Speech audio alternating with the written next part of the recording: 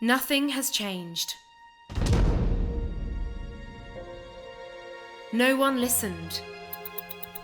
More than 20 years ago, scientists told the world that humans were driving the planet towards a climate crisis. Yet we went on. Now, in 2022, how do you make people change their ways? What do you do to make it engaging and motivating? You take the message to the most remote corners of the planet. Use the latest technology to show the world what can be done. The acceptance of new technology is vital. Bring the world's leading scientists to carry out groundbreaking research and discover critical solutions to the biggest climate issues. We need all hands on deck and all solutions on deck. Put the best male and female drivers together for the very first time to create an awesome spectacle. It's a brilliant move! Incredible! Leave a lasting legacy and inspire change. That's why we wake up every morning, because we believe we can do this. So now the world is watching and listening. And finally, things are changing.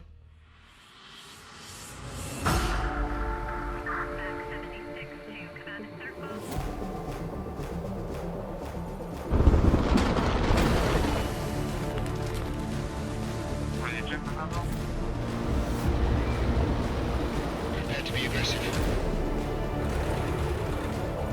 Hyperdrive now.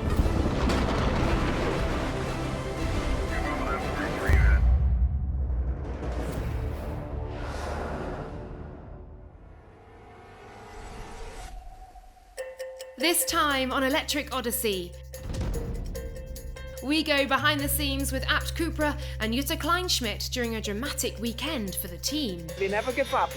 There's still a chance. Season 1 champions Rosberg X Racing talk us through their dramatic late victory in NEOM. That was mega. That was absolutely mega. Oh, I love it. Carlos Duarte explains how important a role resilience plays in the natural world and how environments in Saudi Arabia may hold vital clues for other parts of the planet. The Red Sea is very extreme. Resilience requires the capacity to adapt. But first, let's recap an epic first stop on Extreme E's Electric Odyssey. NEOM, in the northwest of Saudi Arabia, is the location for round 1 of the 2022 season of Extreme E. It is a region that has to deal with particularly tough challenges due to the effects of climate change. The deserts of the region are expanding, and as the global temperature rises, NEOM faces a struggle to maintain a supply of fresh water. Extreme E is helping to kickstart a hugely ambitious project in the region to create a brand new urban development created with the local environment and sustainable living at the forefront of its cutting-edge design. The Desert X Prix was also the first race of the 2022 season and a fresh start for the teams. Well, look at it. It's such a stunning background, isn't it? We're live and the race is about to get underway. However, it was clear from the start that the course would be a real challenge for the drivers.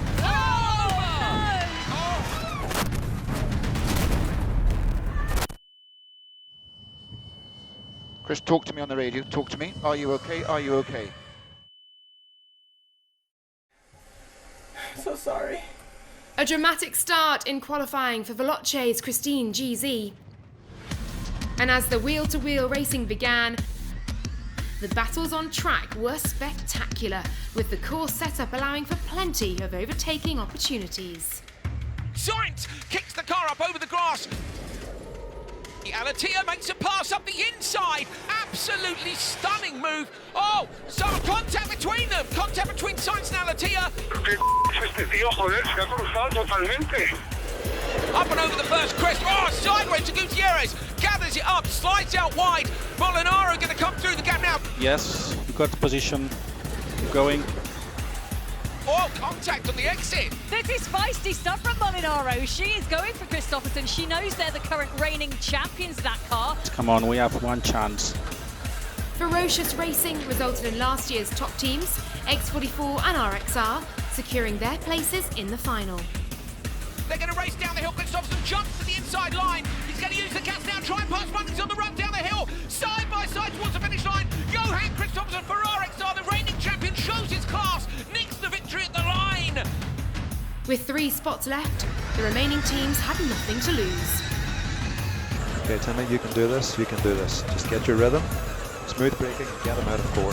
The desperation to make the first final of the year cost Genesis Andretti United. Oh, that's a massive roll for Hansen. Oh, he hit the tuft of grass. It sent the car flicking over, and that is absolutely gutting for Timmy. With GMC Hummer EV and Acciona Sainz qualifying from semi-final 2. Nice work, sir. Good job. And the last place in the final was taken by McLaren after a stunning crazy race saw them come from last off the line to first place. Yes! Nice work, Tanner. Absolutely awesome. However, in the final, the desert dust proved to be McLaren's downfall.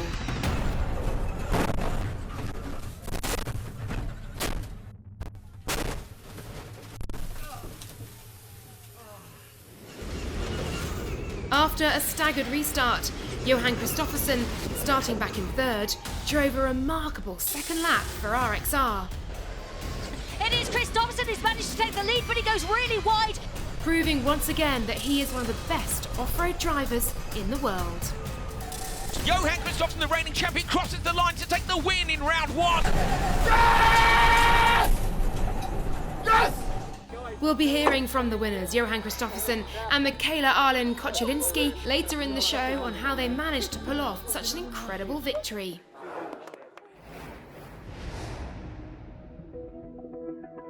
Carlos Duarte is a distinguished professor of marine science at KAUST University in Jeddah, Saudi Arabia, and is also a member of Extreme's scientific committee, who have decided that for Season 2, Extreme's environmental theme is of the importance of resilience within ecosystems.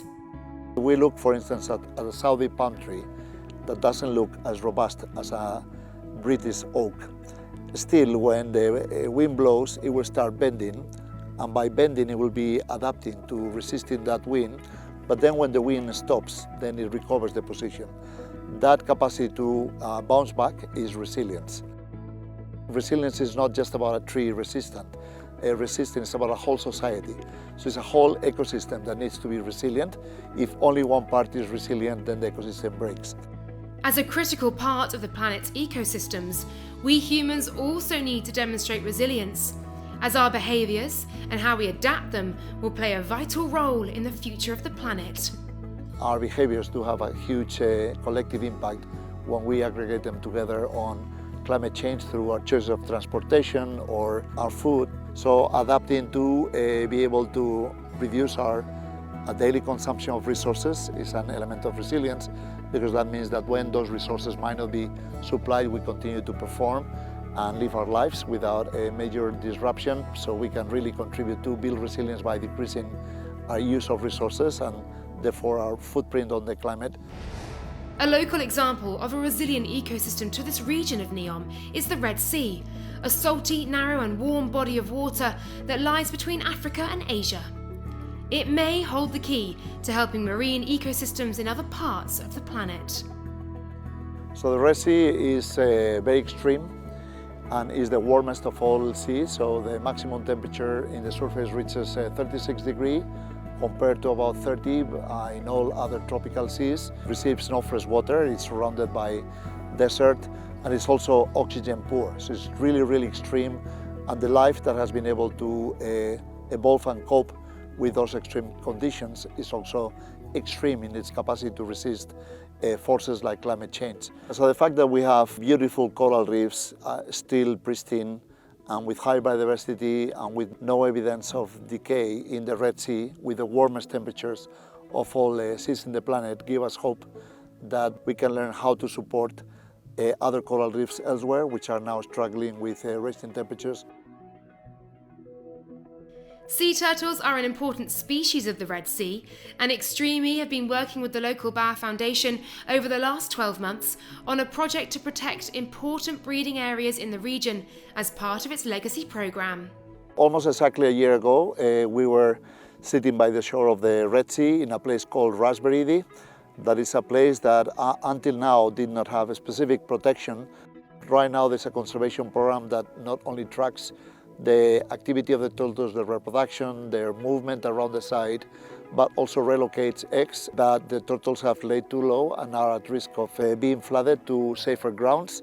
And we are now building also a hatchery where this process will happen in more controlled conditions. The awareness of the challenges that sea level rise brings to sea turtles has led us to expand the project to a global program where we are modeling and forecasting future risks to sea turtles around the world and mobilizing scientists around the world to start intervening in beaches to try to secure a future for sea turtles.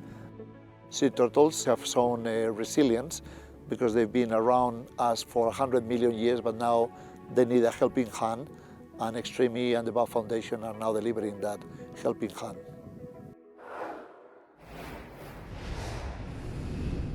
Extreme E's Odyssey 21 race car is an innovative feat of groundbreaking engineering.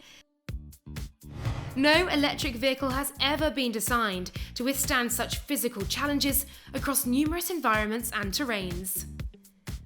Almost every area of the vehicle has been upgraded for Season 2, and the Odyssey 21's battery is no exception. Number 99, GMC Hummer EV Chip Ganassi Racing's Carlo Duke was on hand in NEOM to explain in further detail. What's up, Carlo Duke here. We're here at round 1 in Saudi Arabia. The massive amount of effort that's come into this Season 2 is crazy. The people at Spark, and especially the people at Williams that worked through the holidays, worked through the new year to give us some new product development on this battery. Let's check it out. There's a lot to talk about, so let's head on in and I'll give you a good idea what we got.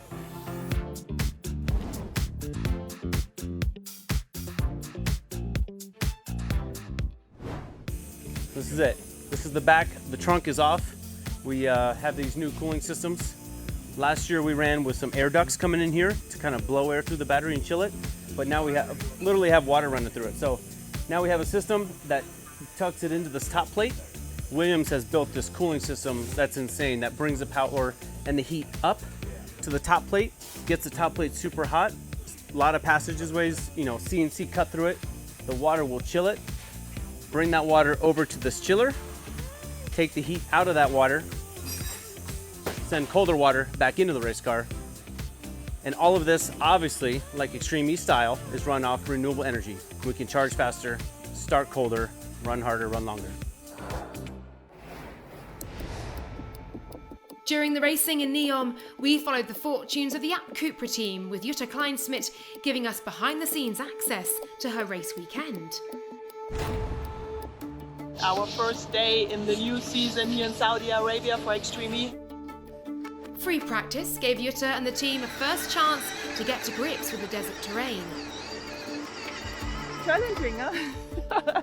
There's some places with the camel grass who are quite tricky, but it was fun. Here we have Nasser. Nasser, how was it? Your first Yes, lap with very an good. I'm Extreme happy, E you know. so far. For first time, we are good. I have to be the first car on the road. I'm a little bit nervous about that, but I think this is normal. It's now the race starts, now it really counts. Saturday saw Jutta set a good first lap in qualifying. However, her teammate, Nasser Al-Attiyah, made a small but vital mistake by crossing the switch zone line instead of the finish. Reverse, through finish line. Sorry guys, sorry. That gave us quite a lot of extra time, so we was in the back, and then actually the second qualifying we thought, oh, now we can rock it. The drama continued for the App Cupra team as Nasser crashed into Carlos Sainz in the semi-finals. And technical issues for Jutta ended a difficult day. Power steering is kaputt. But I show you our mechanics, they have still a lot of work. Yep, you can see. I have to repair our power steering. So that is a huge job. But tomorrow we will be ready and we never give up. There's still a chance. With the mechanics successfully repairing the Apt Cupra car overnight, We try to do our best to be in the final. Sunday brought a last chance to make the final. but they needed to win the crazy race to progress. Off the line, either way, on the outside. Bad traction there for Veloce. Didn't quite get away. Kevin Hansen got a great start on the inside line. Gets just in front of Jutta Kleinschmidt. Jutta and Nasser ended up just missing out, finishing in second place. Race weekend, unfortunately, is over for us. We didn't make it to the final. It was a hard fight. The Veloce car actually jumped in the air and broke their steering wheel.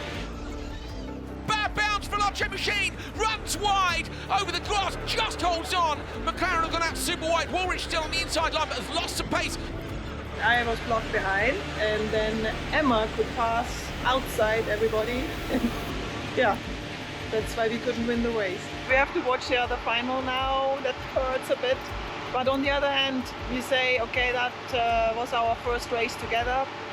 We learned a lot, and Sardinia we will attack, and hopefully we have more luck.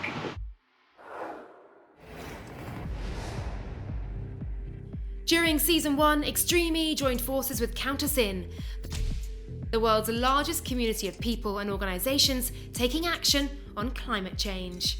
Throughout the inaugural campaign, the Extreme E CounterSyn Challenge saw drivers and fans making positive changes to their everyday lives by taking a CounterSyn step. Each of the 16 individual steps consist of greener life choices, including driving electric, switching to green energy suppliers, and eating seasonal foods. These changes had an estimated potential CO2 saving of 1.5 million kilos. By taking a step and pledging it to a team, the Extreme E fan community made active changes for the good of the planet. The ever-competitive Extreme E teams were added to the CounterSyn Challenge leaderboard, and the team with the most pledges come the end of Season 1 would receive the first Extreme E Sustainability Award. X44 came out on top, closely followed by JBXE and Rosberg X Racing. Okay, so I present the team X44 with the CounterSyn Sustainability Award, the team that has been more active with more steps on this campaign of CounterSyn. It's a global campaign supported by the United Nations, and congratulations, you've been the team most committed to this campaign, which is also a campaign very important with concrete steps towards making life more sustainable. So congratulations both, congratulations X44, Lewis Hamilton, the whole team, great job, and keep it up.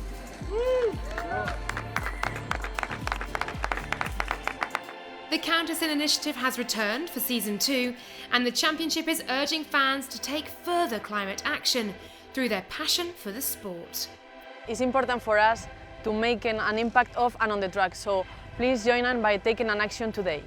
Can X44 retain their award, or will one of the chasing pack manage to top the standings this time round? With the trophies handed out and the teams packing up the cars and garages, Extreme E's time in NEOM is drawing to a close. Following Rosberg X Racing's dramatic late win, drivers Johan Kristoffersen and Michaela Arlen Kochelinski sat down to share some final thoughts on an exhilarating weekend of racing action. After so many podiums, Michaela, how was your first win in Extreme E? That was epic. I mean, it's amazing to take the first win in Extreme E, and especially with RXR new team, and man, you did a good job in the final. It was a mega win. I mean, first of all, to win together, you know, with you for the first time, and then also on Season 2, win the first race. Of course, that's always very important to start off the season good, so good feeling with that. I think both you and me had some doubts during the weekend, a couple of times, if we was doing the right thing or not, but I think we just discussed together and overcome those doubts we had, and yeah, in the end we got 30 points, so that was good. So I think we should take a look on the race. Take us from the start. You were driving. I felt confident in the start, and I felt like the first takeoff was really good, but then unfortunately Carlos came ahead and X44, and then I just thought, okay, I do everything that I can just to try to stay as close as I can to these guys. Did you know that Tanner was that close to you? I had no idea that Tanner was that close. Here we just saw one car was going absolutely wild, and then I was like, oh no, that's not going to be you. And then, yeah, we saw you coming from there, but we didn't understand where you lost your rear of the car. Yeah, well, that was because of Tanner. I think in Extreme E and Rallycross we call those hits like a little bit of a love tap. A love tap? So maybe not in circuit racing, but... No, that is not a love tap in circuit racing. That was a tough love tap then. Yeah, all right. Yeah. Yeah, we had the red flag, and yeah, they went for the solution to leave me with a gap of, I think, 10 seconds. Yeah. But then after gate 4, you were so close. Like you catched up, I don't know, like 4 seconds? Yeah, I had a good run through waypoint 4. But then I knew that I'm gonna get into the dusty section soon, so I was like, this is gonna be very tricky, but already here I'm really close, huh? Yeah. So I used this different line that we talk about between semi-final and final. You gave me some good information here in this valley, so I was completely out on the other side. Yeah, you were? So I was, driving no dust, but I didn't realize that I was on 2 wheels until so late. And I managed to get it back on all 4 wheels, and then I just went flat out blind through the dust up towards 19 and 20. 21 was absolutely crazy. I sanded over that crest so much, I didn't know that was possible. I mean, that line. No one did that line before. You were completely wide. Yeah. I was like, Johan, take it easy. This was the corner that Michaela said in the switch bay, like, take it easy into 22 because I nearly rolled there. And then JK is coming, sending it harder than ever. I just, hold my breath and, tighten my body as much as I could, every muscle in the body and over the finish line. And I had such an adrenaline rush going over that finish. No, I almost never scream in the car. Yes! Also, now Desert XP is done, P1, so we just have to do it all again in Sardinia. Hard work in between the races, and yeah, we will reset and adjust for Sardinia and do our best.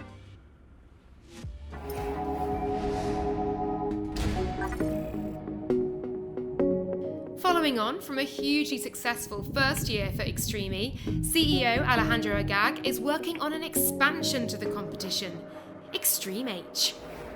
Extreme H is a new championship, it's a whole new category of racing. Also extreme, also with SUVs, but powered with hydrogen.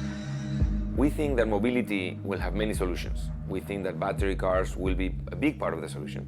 But we think that hydrogen has the potential to become also a complement, become also a big part of this solution to decarbonize mobility. That's why we decided to create a championship all focused around hydrogen and hydrogen propulsion. I see Extreme E and Extreme H as very, very complementary. They will race most likely on consecutive weekends on the same location, so we will use the infrastructure. We will that way also save a lot of CO2 emissions that are associated, of course, with our footprint when we go racing somewhere. We will do 2 for 1 in a way. Of course, different propulsion system, but the cars will be essentially inside on the chassis very similar. Probably on the outside they will be different to highlight the difference between the 2 sources of power and of energy. That's how I see Extreme E and Extreme H. Sister championships, but separate championships. With the challenges the world is facing, Alejandro is keen to promote all solutions that can help in the climate fight. The majority of the OEMs, of the car manufacturers, have made a bet on battery cars, but there are a number of them who are also investing or betting into hydrogen technology. The examples of Toyota or Hyundai are just 2 of them. We think there's a space for everybody, and we think that the technologies are not against each other, they're compatible. They're probably for different uses. City, clearly, batteries are better, but long haul, long distances, maybe hydrogen can have a bigger role. I think probably we have to find a race format that helps showcase the special qualities of hydrogen propulsion. So maybe the races, instead of 2 laps, there are 4 laps to show that the hydrogen cars go longer. Or maybe there is some refueling on the middle to showcase that we can refuel hydrogen. I mean, we have to think of things that showcase that the hydrogen technology has its advantages, and we have to showcase those. For Alejandro, including a hydrogen race in the Extreme E program is a natural progression for the competition. The fact that we used hydrogen to produce the energy that charges the Extreme E cars definitely had an influence on our decision to also go to hydrogen inside the cars. Of course, we have a head start on Extreme H because we already have most of the kit working with Extreme E. So we can take 80% of it and basically replicate it. But the part of the hydrogen, it's a very pioneering technology, very complicated. It's almost like a mini power plant inside a car. So that will take a while to fine-tune, but we're hoping to have the first prototype in around a year, and we're hoping to start the championship in 2024. Next time on Electric Odyssey. To mark Earth Day, Extreme E headed to the Amazon in Brazil to visit a vital legacy project with the Nature Conservancy. The Amazon is the largest continuous rainforest on the planet. The climate in the planet depends on the Amazon. We are losing the capability of the planet to keep the balance. Number 99, GMC Hummer EV Chip Ganassi driver Sarah Price joined the team to see the project which funds native forest restoration and a well-established cacao-based agroforestry program.